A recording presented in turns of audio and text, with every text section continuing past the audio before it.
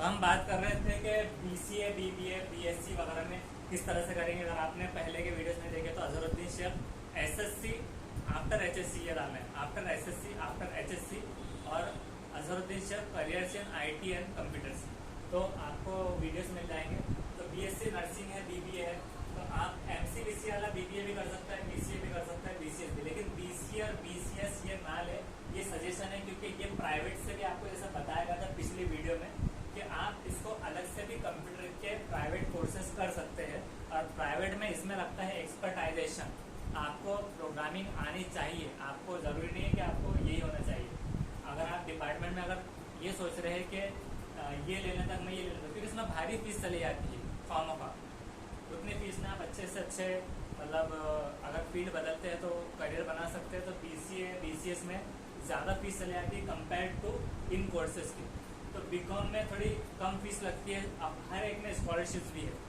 अगर आप BCA BCS graduation level के कोर्सेज करेंगे तो बीसीए में आती है 25,000 अबाव। मिसाल के तौर पर बीबीए है, बीबीए में आएंगी 25,000 रुपीज़। एमबीए में इसमें 6,000 आएंगी, मास्टर्स डिग्री में आएंगी आगे चल के लेते हैं तो ये 6,000 तक कुछ स्कॉलरशिप आएंगी। लेकिन आ भी सकती है, नहीं भी आ सकती है। ये एक मिस्टेक हो गई क्या, इसमें आएंगी 25, इसमें नहीं आएगी। इसकी फीस होगी 20,000 तक, और अगर स्कॉलरशिप आती है तो 5 to 6,000 आएंगी इसे। तो ये ज़्यादा स्मार्ट वर्क नहीं है इसमें, क्योंकि मैनेजमेंट बराबर से पढ़ा नहीं पाता, टीचर्स वैसे है नहीं अच्छे से, तो कैलिबर नहीं आ पाएगा। तो आप बीकॉम भी टैली करते हैं अभी, तो मार्केट में इसके भी बहुत डिमांड है। तो ये बेस्ट कोर्स ये है। इसके बाद भी सीईटी से ही होता है ये बीकॉम, और BSc computer science, BSc nursing, ये सब कर सकते हैं मेडिकल के हिसाब से। अब इसके बाद में क्या चीज़ें निकलेंगी वो हम देखेंगे। आप बीए अगर लेते हैं तो बीएड कर सकते हैं। अब इसके बाद में क्या चीज़ें निकलेंगी तो हम वो अभी आपको शो करेंगे। तो अभी फिलहाल ये सवाल है कि अब इंजीनियर क्या करेगा। एमबीबीएस तो डॉक्टर है, वो पेशेंट्स हैंडल करेगा। इंजीनियर में अलग अलग इंजीनियरिंग आती है, जैसे कि सिविल है, उसके अलावा है मैकेनिकल, उसी तरह से अलग अलग किस्म की इंजीनियरिंग होती है। और कौन सी है, कुछ याद आए तो आप बता सकते हैं। बी इलेक्ट्रिकल, ऐसे अलग अलग जो है। तो इंजीनियर का काम होता है जैसे सिविल इंजीनियर, गवर्नमेंट कॉन्ट्रैक्टर, वो कंस्ट्रक्शन के काम में ज़्यादातर उनको होगा। B architecture, bachelor of architecture, B technology, वो जो अलग अलग कोर्सेज हैं। तो बीई के अंदर बैचलर ऑफ इंजीनियरिंग में इंजीनियर बनेगा। ज़्यादातर तो सिविल में ज़्यादा पैसा है, टेक्निकल, इलेक्ट्रिकल, अलग अलग फील्ड्स में। तो उसका काम रहेगा इंजीनियर रहेगा, मेंटेनेंस वगैरह की फील्ड में रहेगा, बनाने के डेवलपमेंट के काम पे। नेवी की फील्ड में एक वो फील्ड एक अलग रहेगी, आर्मी वगैरह। इसके बाद जा सकते हैं नेवी में भी, आर्मी में भी। हाँ, वो सारे से मतलब ये चीज़ों से जा सकते हैं। लेकिन बीई जो है इंजीनियर, मतलब इंजीनियरिंग मतलब बनाना, कंस्ट्रक्शन इंजीनियरिंग, सॉफ्टवेयर इंजीनियरिंग जैसा हमने बताया था इससे पहले कि सॉफ्टवेयर डेवलप करना, वैसे ही अलग अलग फील्ड रहेंगी जहाँ पर वो रिपेयर, मेंटेनेंस और इंजीनियरिंग का बड़े लेवल पे काम करेगा गवर्नमेंट से। मतलब उसको मिसाल के तौर पे ऐसा नहीं रहेगा कि सिर्फ एक उसकी दुकान है, मतलब मेंटेनेंस जैसा हमारे माइंड में आता है कि रिपेयर मेंटेनेंस, एक शॉप खोलो और बनाते बैठो, वैसा नहीं। वो तो एक सेल्फ एम्प्लॉयड जिसको बोल सकते हैं। ये बड़े बड़े कंपनीज रहेंगी जहाँ पर बड़ी बड़ी मशीनरी रहेंगी और उसके ऊपर ये काम हो सकता है। उसी तरह से सैप और ऑटो कैड करने के बाद भी ऐसे कोर्सेज है कुछ, जो कि सॉफ्टवेयर डेवलपमेंट में इंजीनियरिंग टाइप का एक है। सैप, ऑटो कैड मतलब जो घरों के नक्शे वगैरह बनाना करना, वो सॉफ्टवेयर के जरिए। ऑटो कैड, या अलग से प्राइवेट कोर्सेज भी आप कर सकते हैं। तो ये चीज़ें हैं। इसके बाद कौन सी फील्ड निकलेंगे वो भी हम देखेंगे अभी, और विदाउट नीट कौन से चीज़ों में जा सकते हैं वो अभी देखेंगे हम। अब कुछ ऐसे कोर्सेज जो बिना नीट के हम दे सकते हैं, उसकी कुछ लिस्ट है, हम कमेंट में भी डाल देंगे वो। जैसे कि बैचलर ऑफ जो है तो एनेस्थेसियोलॉजी एंड इंटेंसिव केयर, ये इसमें देख सकते हैं आप। बैचलर ऑफ ऑडियोमेट्रिक यानी ऑडियो से related, bachelors in optometry and ophthalmic technologies, ये ऑप्टिकल से रिलेटेड रहेगा, आँखों से।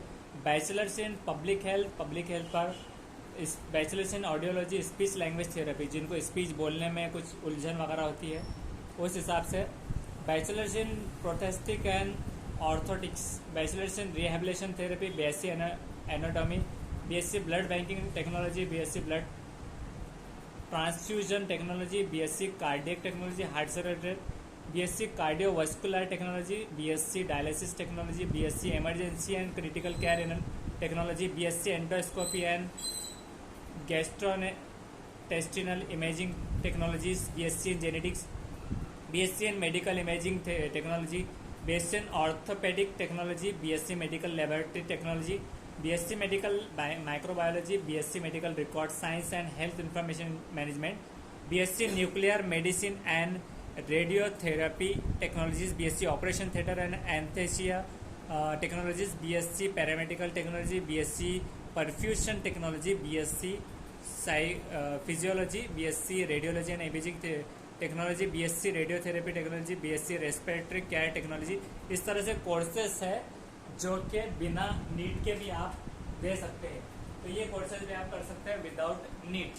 अगर आपका नीट का पेपर देना रह गया है, विदाउट नीट करना है, तो उसकी भी फीस ज़्यादा रहती है।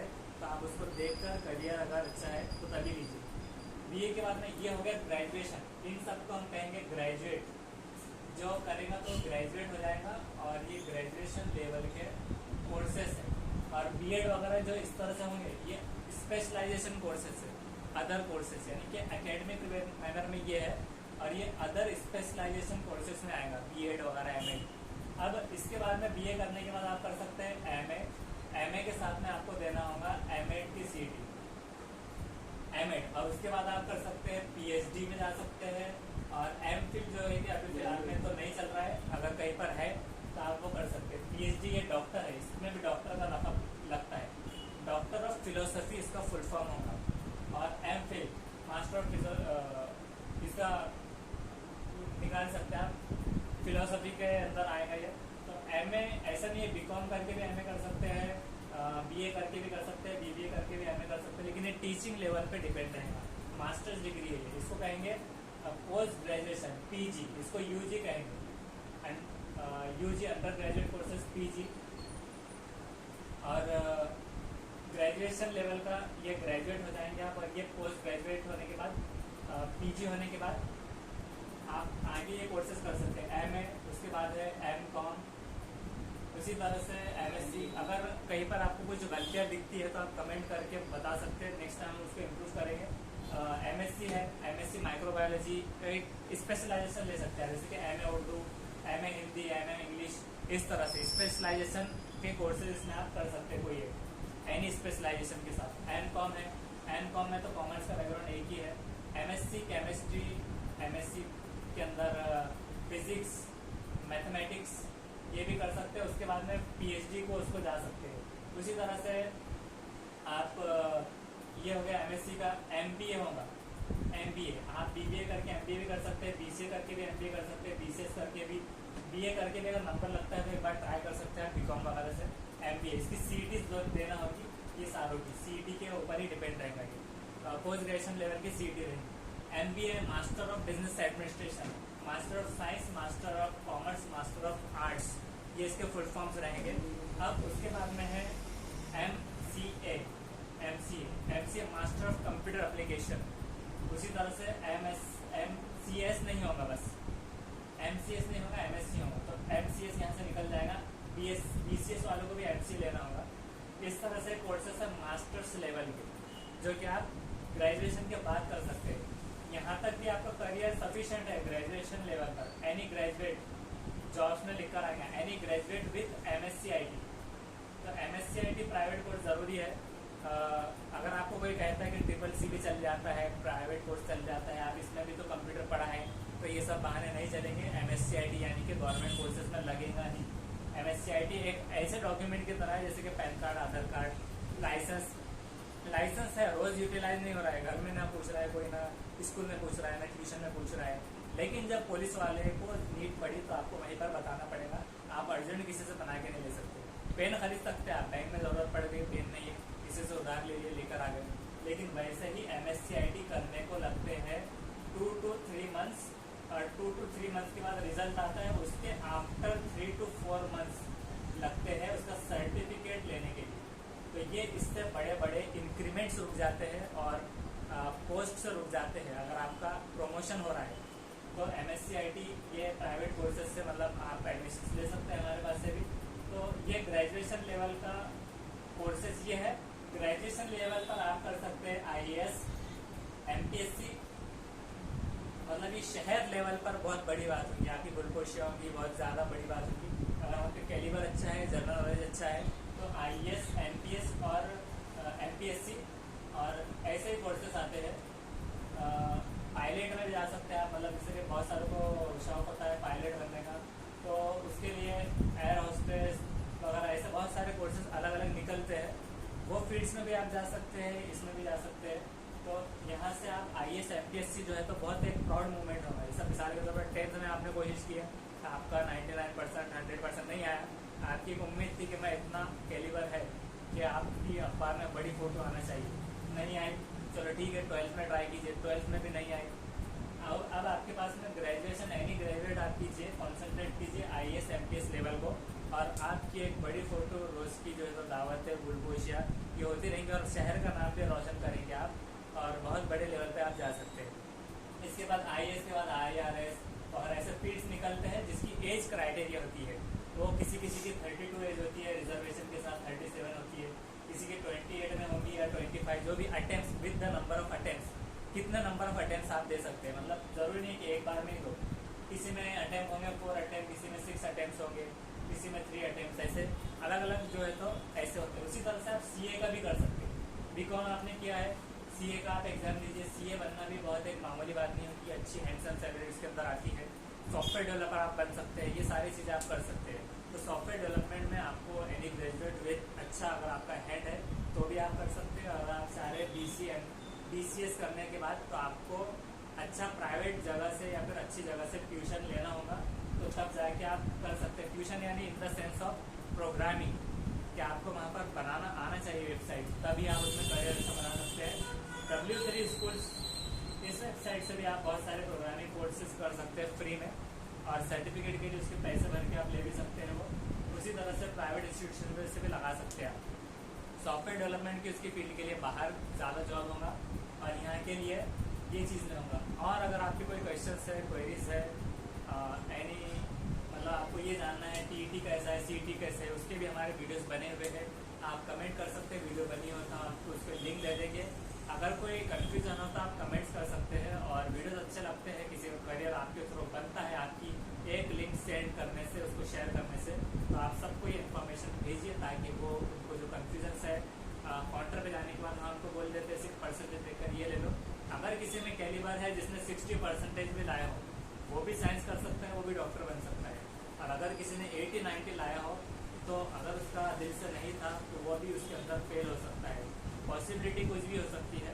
तो आपको खुद को जानिए, बच्चे को जानिए, और उसके बाद उसका करियर बनाने पर हेल्प कीजिए। तो आप तीनों तरह से करियर बना सकते हैं। BCom भी करते हैं, उसके बाद प्राइवेट से आप कंप्यूटर्स भी कर सकते हैं, कंप्यूटर के क्लासेस, तो ये आपका करियर बनाएंगे आप अलग से भी। और टीचिंग के एजुकेशन में भी जा सकते हैं, आपके हर तरह से बेस खुल रहे हैं।